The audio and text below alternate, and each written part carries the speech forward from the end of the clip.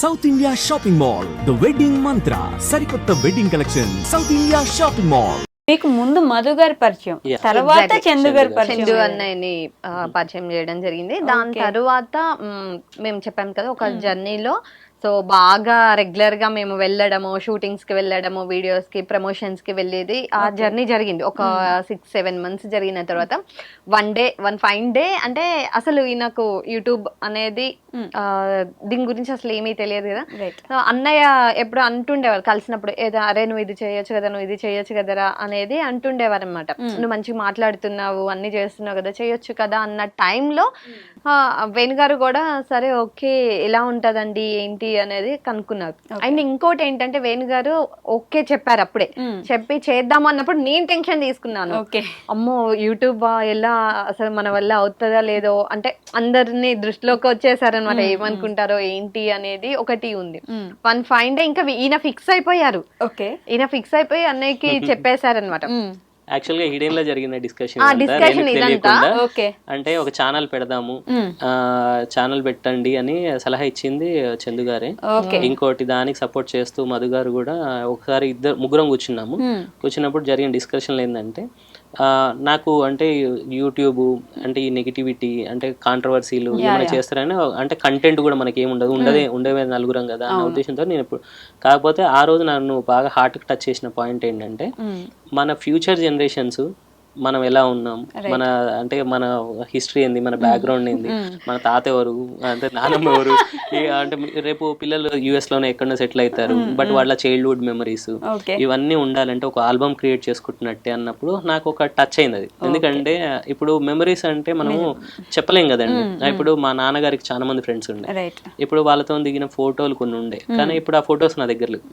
అంటే ఇప్పుడు మా ఫ్రెండ్స్ తో దిగినాయి, మేము చిన్నప్పుడు చేసిన అల్లర్లు అవేవి మెమరీస్ లేవు.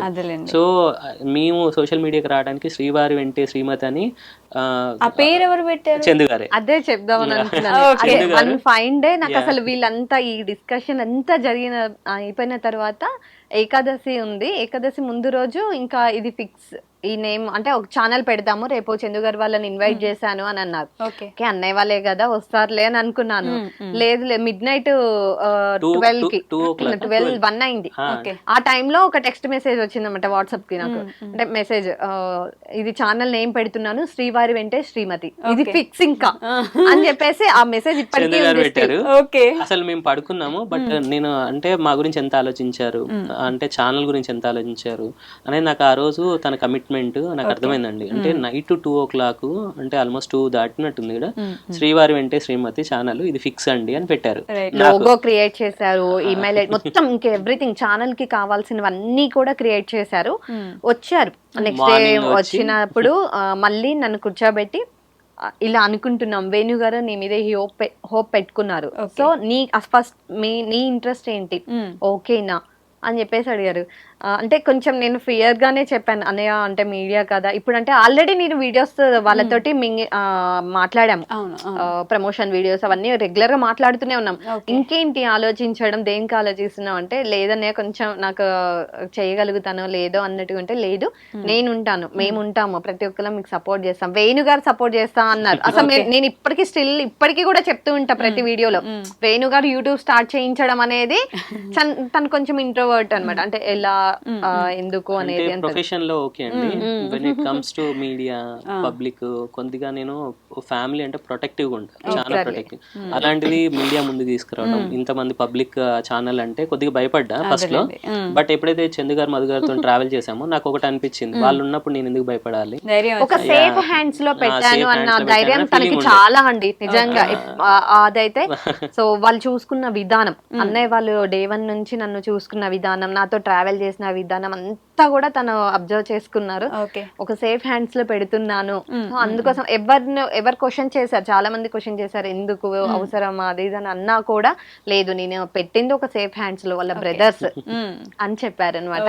అప్పుడు స్టార్ట్ అయిన బాండింగ్ అండి అన్నయ్య వాళ్ళతో, ఇంకా అసలు ఆ కనెక్టివిటీ కానీ ఆ సపోర్ట్ కానీ. నాకు ఇప్పుడు క్వశ్చన్ ఉంది, చందు గారు ఆయన ఏంటి రాను రాను బ్రహ్మంగారిలో తయారవుతున్నారా మీకు ఏమైనా? అంటే ఆయన ఏమన్నా చెప్పినా ఇది చేస్తున్నామన్నా లేకపోతే ఎవరికైనా ఇది పెట్టించినా ఈ రోజు అక్కడికి వెళ్తే ఇది జరిగిపోతున్నా మీ గిరి ప్రదక్షిణలో కూడా అదైతే చెప్తానండి. లిటరల్లీ మేము ఏంటి అని అంటే గిరి ప్రదక్షిణ అంతా కంప్లీట్ అయిపోయింది. నెక్స్ట్ డే రోజు మేము దర్శనంకి వెళ్ళాలి, క్యూలో నిల్చున్నాం. లేదు ఈ రోజు మనకి 4 అవుతుంది, 4 తర్వాతనే మన లంచ్ అవుతుంది అని అన్నారు. 4 మేమంటే అనుకున్నాం, అలా చెప్పారు. మేము క్యూలో నిల్చున్నాము, వెళ్తున్న ప్రాసెస్ లో మాకు అర్థమైందంటే 4 కాదు ఇది 7 అవుతుంది అనిపించింది. అంత రష్ ఉన్నారు అనమాట. ఇది ఈ రోజు ఇంకా ఇక్కడే 7 తర్వాతనే మనం బయటకు వెళ్ళేది అని మేము ఫిక్స్ అయ్యి అలా మూవ్ అవుతున్న తరుణంలో నియర్ టు టెంపుల్ దగ్గరికి వెళ్ళిన తర్వాత ఆల్ ఆఫ్ సడన్ గా గేట్స్ ఓపెన్ చేశారండి. అసలు మేము ఎక్స్పెక్ట్ చేయలేదు, అంతసేపు ఎక్కడి నుంచో బయట నుంచి క్యూలో వచ్చాము అనుకున్నాము. 6-7 అవర్స్ అవుతుంది అనుకున్నా, సడన్ గా సడన్ గా గేట్స్ ఓపెన్ చేశారు. డైరెక్ట్ మేము టెంపుల్ లోపలికి వెళ్ళిపోయాము. నందీశ్వరం దగ్గరికి వెళ్ళిన తర్వాత మా తర్వాత ఇంకా స్టాప్ చేసేసారు, మళ్ళీ గేట్స్ అన్ని క్లోజ్ చేసేసారు. మేము వెళ్ళిన తర్వాత వెంటనే ఇంకా అది అయిపోయి దర్శనం నుంచి బయటికి రాగానే ఎగ్జాక్ట్ గా 4:45 అయింది. 4:45 అంటే 4 కి ఇంకా మాకు బయటకు వచ్చి ప్రసాదం తీసుకొని ఇంకా అవన్నీ తిన్నాము. బయటకు వచ్చి ఆ టైం అది అలా అయిపోయింది. నెక్స్ట్ డే రోజు మూవ్ బ్యాక్ వచ్చేస్తున్న టైంలో జర్నీ చేస్తున్నాము. ఈ రోజు తొందరగా వెళ్ళిపోదామని అంత ప్లానింగ్ తోటి స్టార్ట్ అయిపోయాము, ఎర్లీగా స్టార్ట్ అయిపోయాం. లేదు ఈ రోజు 1:30 అవుతుంది అన్నారు.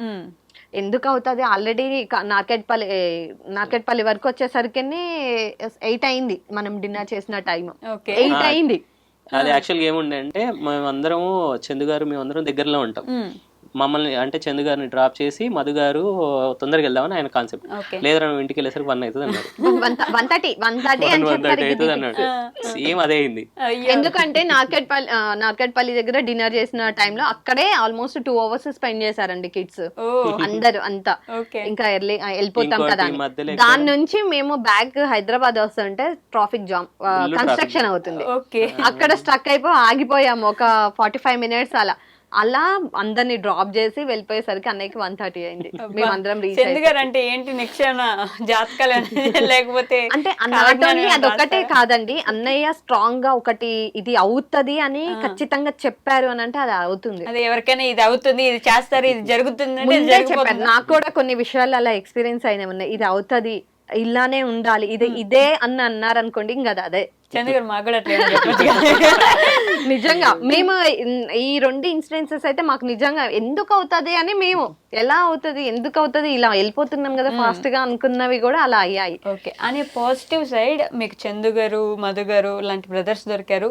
సునీత గారు, తర్వాత ఉమా వదిన, ఎప్పుడు పేరు మర్చిపోతున్నా నేను, సారీ నన్ను క్షమించేయండి. మీరు నాకు తెలుసు, వీడియోస్ చూసినప్పటికీ పేరు వెంటనే మైండ్ లో గుర్తు రావట్లేదు, ఎందుకనో తెలియదు. ఉమా గారు, వీళ్ళందరూ మీకు ఎంత వదిన అన్నలు దొరికారనుకుంటే అని నెగిటివ్ సైడ్ మీకు అక్కడక్కడ కామెంట్స్లో మీ ఫేమ్ వాడుకొని ఆమె ఫాలోవర్స్ని పెంచుకుంటుంది, ఆమె సబ్స్క్రైబర్స్ని పెంచుకుంటుంది, ఆమె మిమ్మల్ని వదిలేసి వెళ్ళిపోతుంది ఫ్యూచర్లో, జస్ట్ మీ నేమ్ వాడుకోవడానికి మాత్రమే ఇప్పుడు మీ ఛానల్స్లో కానీ మీతో కానీ ఇంత బాండ్ పెంచుకుంటుంది రేణుక ఎగ్జాక్ట్లీ అని కామెంట్స్ అయితే ఖచ్చితంగా ఉన్నాయండి. ఏం చెప్తారు, మీరు వాడుకుంటున్నారా మీరు చందనని కానీ మదనని కానీ ఇట్లా? అంటే ఇక్కడ ఒకటి నేను క్లియర్ చేసింది, వాడుకోవాలి అంటే యూట్యూబ్ నుంచి నేను ఫేమ్ అవ్వాలి. ఫస్ట్ ఆఫ్ ఆల్ యూట్యూబే నాకు ప్లాట్ఫామ్, యూట్యూబ్ నుంచి నేను ఫేమ్ అవ్వాలి, ఇక్కడే నేను ఒకరిని యూజ్ చేసుకొని నేను ఎదగాలి అన్న కాన్సెప్ట్ నాకైతే లేదండి first of all. And YouTube గురించి అసలు నాకు తెలియంది నన్ను పక్క నుండి నాకు నేర్పించి ప్రతి ఒక్క స్టెప్ ప్రతి ఒక్క మూమెంట్ నాతో చేయించింది అన్నయ్య వాళ్ళు అండ్ మా వేణుగారు. సో అలాంటి టైంలో నేను వాళ్ళని యూజ్ చేసుకోవడం అయితే నాకు ఎటువంటి అది లేదు, ఆ థాట్ అనేదే లేదు అసలు. ఆన్సర్ చేయాలంటే మేము 4 months లేనప్పుడు ఎందుకు కలవట్లేదని మాట్లాడింది అంటే సబ్స్క్రైబర్స్ కావద్దు, వ్యూవర్స్ అండి. యాక్చువల్లీ మమ్మల్ని రెగ్యులర్ ఫాలో అయ్యే సబ్స్క్రైబర్స్కి మేమేంటో తెలుసు, వాళ్ళు ఏంటో తెలుసు, మేమేంటో తెలుసు. అంటే కొంతమంది ఉంటారు, మేము అప్పుడప్పుడు ఈ కామెంట్స్ని చెక్ చేస్తుంటాం, అవన్నీ ఫేక్ ఐడీస్, ఫేక్ అంటే ఛానల్స్ ఇలాంటివి ఉంటాయి, సబ్స్క్రైబర్సే ఉండరు, ఏముండదు. బట్ ఇంకోటి క్లారిటీ ఇవ్వాలంటే మేము తిరుపతి వెళ్ళాం, తన బర్త్డే అప్పుడు తిరుపతి వెళ్ళాం. అదే టైంలో మధు గారు కార్ తీసుకున్నారు. అంతకన్నా ముందు దీవెన్ బాబుకి బాగాలేకపోతే మేము వెళ్ళి పలకరించాము. సో వెనక బ్యాక్గ్రౌండ్ లో మా కనెక్టివిటీ, మా బాండింగ్ అలానే ఉంది. ఇంకోటి ఏంటి అంటే మేము తిరుపతి వెళ్ళిన తర్వాత వాళ్ళు కార్ తీసుకున్నప్పుడు మమ్మల్ని పిలుద్దాం అనుకున్నారు, మేము కలవలేదు. సో అంటే మేము లేం కాబట్టి మీరు రాగానే కార్ తీసుకున్నామనే ఆనందము, అంటే మాతో కలవాలి, మేము వాళ్ళని కలవాలి అనుకుంటున్నాం కాబట్టి వాళ్ళు మా ఇంటికి రావడం, మేము ఇన్వైట్ చేసాము, వాళ్ళు రావడము, అలా మళ్ళా అక్కడ కనెక్టింగ్ అనేది మేము అందరం కలవడం అప్పుడు జరిగింది. సో దాని తర్వాత మళ్ళీ ఏంటి అరుణాచలం వెళ్ళాము, వచ్చాము. సో ఇప్పుడు మా ముగ్గురు మధ్యలో, అంటే మా 3 ఫ్యామిలీస్ మధ్యలో ఈ యూజింగ్ అనే వర్డ్ అయితే లేదు, అంటే ఆ పదమే లేదు. ఇంకోటి అన్నయ్య వాళ్ళకు ఒకళ్ళు ఎదగాలనే ఉంటది సేమ్ ఎవరైనా. సో ఈ సిచ్యువేషన్స్ లో కొన్ని ఉండొచ్చు, ఎక్స్పీరియన్సెస్ అవుతాయి. సో అందరూ అలా ఉంటారని అనుకోవద్దు అంట నేను. రైట్.